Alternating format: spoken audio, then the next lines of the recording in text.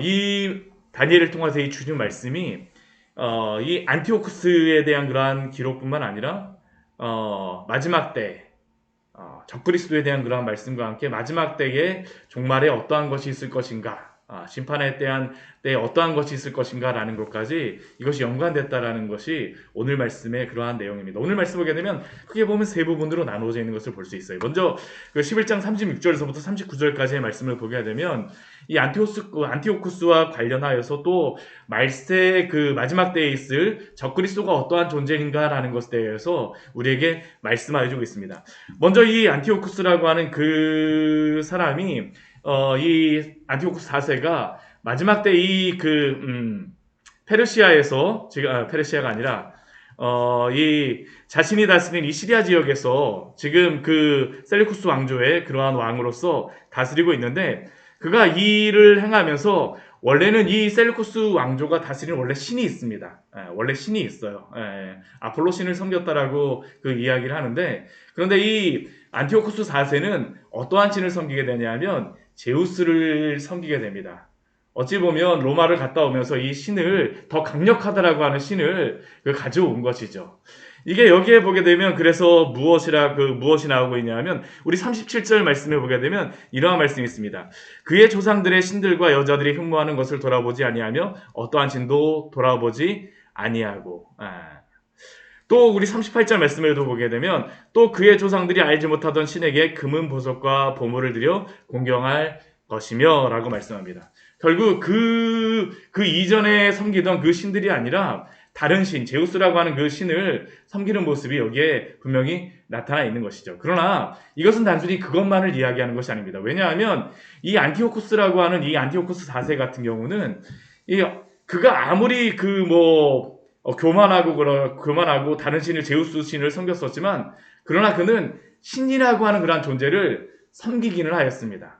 그런데 우리 36절에서부터 39절까지의 말씀을 보게 되면 이 마지막 때에 있을 적그리스도와 같은 그러한 존재는 어떠한 존재로서 우리에게 말씀하고 있냐? 우리 36절 말씀 보게 되면 그 왕이라고 하는 그 왕은 자기 마음대로 행하며 스스로 높여서 누구보다도 크다라고 이야기하냐면 모든 신보다 크다라고 이야기합니다.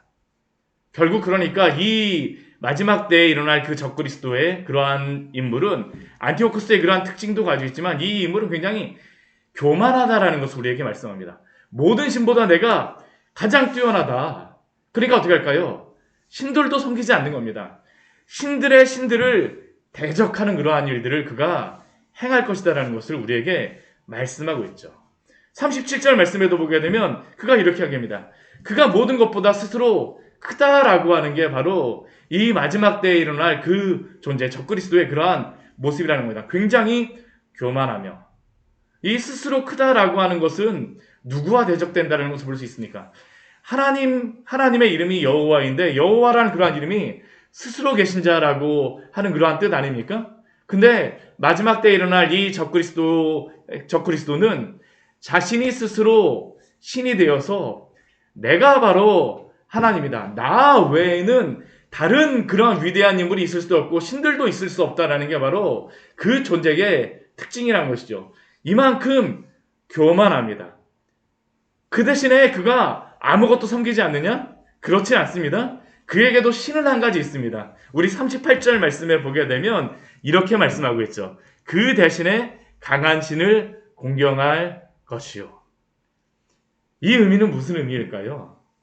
어떠한 하나님, 어떠한 다른 신, 이방의 그러한 다른 신을 섬기는 것은 아니지만 나를 강하게 해줄 수 있는 그 모든 것은 또 그 사람의 무엇이 될 수 있습니까? 신이 될 수 있다라는 것이죠. 신이 될 수 있습니다. 근데 우리가 이 말씀을 보다 보면 이 적그리스도에 대한 그러한 말씀에 관련된 그러한 안티오쿠스를 통해서 적그리스도에 대해서 우리에게 주시는 말씀이지만 또 한편으로는 이 시대의 생각이 그렇지 않습니까? 이 시대의 생각이 내가 신과 같은 존재라고 무의식 중에 생각하죠. 내가 생각하는 게 다 옳아. 하나님은 존재하지 않아. 신은 존재하지 않아. 나를 강하게 해줄 수 있는 그러면서도 내가 굉장히 강하고 능력 있다라고 이 시대 사람들은 생각을 하지만 그러나 또 한편으로 어떻습니까? 그 자신의 연약함을 항상 보아요. 그러니까 꼭 그 다른 자신은 무신론자라고 이야기를 하고 그렇게 주장할 수 있을지 모르지만 주장할지는 모르지만 그러나 신을 안 섬기는 것이 아니라 이 여러 가지 물질이라던가 명예라던가 자신을 강하게 하는 많은 것들을 공경하고 섬기는 것을 볼 수가 있죠. 사랑하는 성도 여러분, 우리가 정말로 이 시대를 살아가면서 우리의 생각과 우리의 마음과 우리의 여러 가지 것들을 잘 지켜야 합니다. 유일하신 하나님을 섬기십시오. 다른 세상에 보이는 것들을 우리의 힘으로 삼지 마십시오. 만약 그것을 하나님과 같이 여긴다라고 하게 되면 오늘 이러한 그 적그리스도라고 하는 그러한 존재와 같은 그러한 우에 빠지는 것을 우리는 기억해야 합니다. 하나님만을 섬기시기를 축원합니다. 우리 그 뒤에 우리 40절 이후의 말씀에 보게 되면 우리 40절부터 45절까지의 말씀은 사실 이거는 뭐 안티오쿠스하고 뭐 거의 관련이 없는 그러한 사건입니다. 근데 이것이 마지막 때에 이러한 일들이 있을 것이다 라는 것에 대해서 그 말씀하여 주고 계시죠. 제가 그 40절에서 45절까지의 말씀을 보면서 여러 가지 그 책들도 좀 보고 뭐 제가 그 말씀을 보았었는데 근데 명확하게 이것을 설명하는 그 책도 그렇고 그러한 내용들이 별로 없습니다. 그런데 제가 이 말씀을 그 다니엘 시대 때 들었던 사람들의 생각은 어떠했을까라고 생각해 보게 되면 앞에 그 저희가 그 뭐 다니엘 이후에 한 400년간의 그러한 역사를 말씀하고 있는 것인데 그 말씀을 들었던 그 이스라엘 사람들의 생각은 어떻겠을까요? 아니 지금 우리가 이제 바벨론에서 성계던 알렉산더 이제 헬라 제국이 막 그 메데아 바사 지금 다스리고 있고 헬라라고 하는 나라가 아직까지 이렇게 적은데 그렇게 되겠어? 라고 생각하고 또 이러한 것들이 정말로 역사 속에 이루어질까라고 생각하면서 이게 무슨 의미일까라고 생각을 하였을 것입니다. 실제로 다 그것을 믿었을까라고 생각해 보게 되면 사실은 믿지 않는 그러한 사람들도 있었을 수도 있습니다. 이게 도대체 나하고 무슨 상관이야. 그런데 분명한 것은 40절부터 45절까지의 이 말씀이 또한 이 시대 가운데 하나님께서 하나님의 그러한 뜻 가운데 이루어질 것을 믿습니다. 이것이 문자적으로 이루어질지 어떻게 이루어질지는 명확하게 알지 못하지만 그러나 하나님께서 이것을 이루어 가실 것입니다. 그러니 대충의 그러한 내용들을 보게 되면 마지막 때의 남방왕과 북방왕의 그러한 그 싸움이 있을 것을 말씀하고 있습니다. 그리고 또 영화로운 땅에 들어가서 이 적그리스도가 그 많은 나라들을 패망하는 그러한 일들이 있을 것이다라고 이야기를 하죠. 적그리스도의 그러한 힘이 굉장히 강력할 것을 우리에게 말씀합니다. 그러나 우리가 기억해야 될 것은 무엇일까요? 우리 45절 말씀 같이 한번 읽어보도록 하겠습니다. 그가 장막 궁전을 바다와 영화롭고 거룩한 산 사이에 세울 것이나 그의 종말이 이르리니 도와줄 자가 없으리라. 아멘. 이 안티오쿠스 4세라고 하는 그러한 인물도 그 시대에 그 예루살렘 주변과 그 주변에서 그를 대항할 수 있는 사람이 없었습니다. 그러나 그의 때가 이르렀을 때에 하나님이 그에게 심판의 그러한 날을 이르게 하였을 때에 그를 도와줄 자가 아무도 없었습니다. 그리고 적그리스도가 이후에 마지막 때에 그렇게 강력하다 할지라도 그에게도 마지막 때가 있을 것임 우리는 기억해야 합니다. 왜냐하면 하나님이 바로 이 세상 모든 만물과 역사를 주관하시는 주권자이시기 때문입니다. 하나님이 바로 다스리십니다. 아무리 강력한 자라 할지라도 아무리 하나님을 대적하는 그러한 존재라 할지라도 하나님을 대적하여서 하나님께 대하여서 그 영원할 수 있는 존재는 아무도 없습니다. 스스로 있다 하지만 스스로 계신 분은 오직 하나님만 계심을 기억하시기 바랍니다. 피조물은 마지막이 있죠. 오직 하나님만이 영원하십니다. 그리고 우리 12장 우리 1절서부터 우리 4절까지의 말씀을 보게 되면 이러한 마지막 때에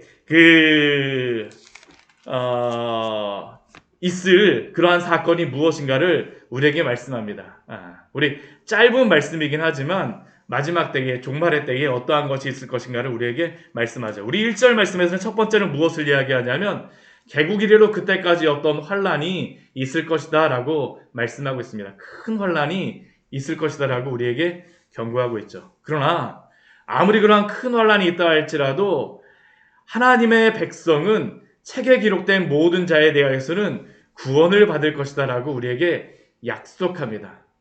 주님을 믿는 자, 주의 그러한 생명책에 기록된 자는 주의 그러한 약속을 따라 구원을 받고 또한 영생을 얻게 될 줄 믿으시기 바랍니다. 그러나 이것은 믿는 자만 영원한 삶을 살아가는 것은 아닙니다. 우리 2절 말씀해 보게 되면 또 한 가지를 우리에게 말씀하세요. 우리 2절 말씀 같이 한번 읽어보도록 할까요?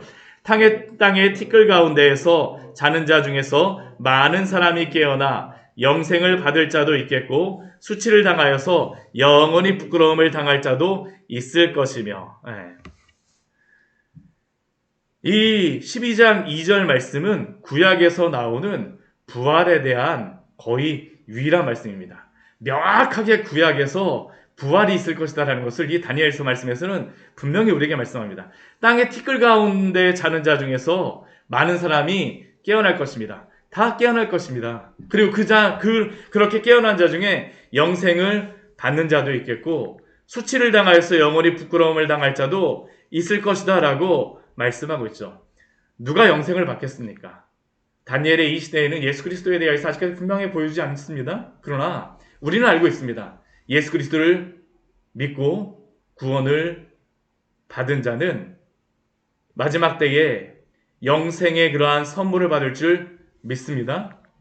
그러나 예수님을 믿지 않았던 그러한 자는 수치를 당하여서 영원히 부끄러움을 당할 것이다라고 우리에게 말씀합니다. 그러면 지혜 있는 자가 누구일까요?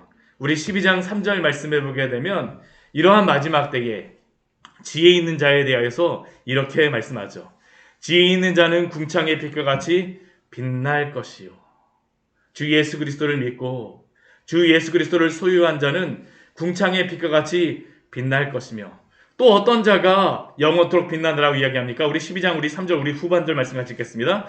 많은 사람을 옳은 대로 돌아오게 한 자는 별과 같이 영원토록 빛나리라. 자신만 예수 그리스도를 믿는 것이 아니라 또한 내가 믿고 있는 그 예수 그리스도를 전하여서 많은 사람으로 하여금 옳은 대로 돌아오게 하는 자, 이 진리 안에 돌아오게 하는 자는 별과 같이 영원히 빛나리라 라고 우리에게 말씀합니다. 그렇기에 복음을 가지셨습니까? 그러면 오늘 이 복음을 전하십시오. 많은 사람을 옳은 대로 돌아오게 한 자는 별과 같이 영원토록 빛나는 그러한 복을 받게 되어질 줄 믿습니다. 성도의 그러한 할 일이죠. 그리고 이 말씀을 하시고 나서 4절 말씀에 이렇게 말씀하십니다. 우리 4절 말씀 같이 한번 읽겠습니다. 다니엘아 마지막 때까지 이 말을 간수하고 이 글을 봉함하라. 많은 사람이 빨리 왕래하며 지식이 더하리라. 아멘. 하나님께서 이 환상에 대한 말씀을 주시고 나서 다니엘에게 이 말씀을 하십니다. 마지막 때까지 이 말을 간수하고 이 글을 봉함하라. 그리고 실제로 다니엘은 이 말씀을 잘 간수하고 봉함함으로 말미암아 이렇게 오늘 우리에게 말씀이 전달될 수 있도록 그는 통로로 사용되었습니다. 그렇다면 교회의 사명이 무엇일까요? 오늘 다니엘에게 주신 또 이 사명이죠. 성도에게 주신 사명도 바로 이것입니다. 마지막 때까지 하나님의 말씀을 잘 간수하고 이 글을 잘 봉함하는 것. 우리 아모스서 우리 그 8장 11절과 13절의 말씀에 보게 되면 이 말씀과 이 말씀을 간수한다라는 것과 관련해서 마지막 때에 주시는 말씀이 또 있습니다. 우리 말씀 같이 한번 이 말씀 같이 한번 찾아보도록 하겠습니다. 아모스 우리 8장 우리 11절 13절까지의 말씀을 같이 보도록 하겠습니다. 아모스 8장 11절에서 13절까지의 말씀입니다. 같이 읽습니다. 주 여호와의 말씀이니라. 보라 날이 이르리치라. 내가 기근을 땅에 보내리니 양식이 없어 주림이 아니며 물이 없어 가람이 아니요 여호와의 말씀을 듣지 못한 기갈이라. 사람이 이 바다에서 저 바다까지 북쪽에서 동쪽까지 비틀거리며 여호와의 말씀을 구하려고 돌아다녀도 얻지 못하리니 그 날에 아름다운 처녀와 젊은 남자가 다 갈아여 쓰러지리라. 왜 교회가 하나님의 바른 말씀을 잘 간수하고 동함하고 전해야 되겠습니까? 왜냐하면 마지막 때에 바로 이러한 일이 있을 것이다라는 것을 우리에게 알려주시는 것입니다. 마지막 때에는 이러한 말씀의 기갈이 임할 것입니다. 바다에 많은 물이 있다라고 하여서 그 물을 모두 다 마실 수 있는 것은 아니지 않습니까? 오히려 바다에 그 많은 물이 있음에도 불구하고 목말라 죽을 수 있는 것처럼 오히려 마지막 시대에는 많은 말씀이 전하여지는 것 같지만 그러나 참된 진리의 말씀을 듣기에 더 어려울 수 있다는 것을 우리에게 경고하고 있는 것입니다. 그리고 이 마지막 때의 특징을 우리 4절 우리 뒤에 말씀해 보게 되면 한 가지를 더 이야기하고 있죠. 많은 사람이 빨리 왕래하며 지식이 더하리라. 저는 이 말씀을 보면서 이 마지막 때의 이 특징이 바로 이거 정말 엄청난 말씀이구나라는 그런 생각을 합니다. 마지막 때는 어떠한 시대일까요? 많은 사람이 빨리 왕래하는 시대라고 우리에게 말씀합니다. 또 지식이 더해지는 시대라고 말씀합니다. 오늘날 바로 이러한 시대, 오늘날 우리 시대가 바로 그렇지 않습니까? 자동차를 타고 비행기를 타고 이제는 전 세계 곳곳을 다니는 것이 하루면 다 다닐 수가 있죠. 어디 그것뿐입니까? 이제 지식도 하나로 다 모아지는 시대입니다. 저는 이 유튜브의 그러한 것이라든가 영상이라든가 그런 걸 보면서 여러 가지 생각을 하게 되어집니다. 오늘날 이 시대에 그 바벨론에 예전에 세워졌던 인간의 그러한 탑이 바로 바벨탑 아닙니까? 저는 오늘날 이 시대에 지식의 탑을 쌓고 있지 않나라는 그런 생각도 해봅니다. 많은 사람이 빨리 왕래하며 지식이 더하리라.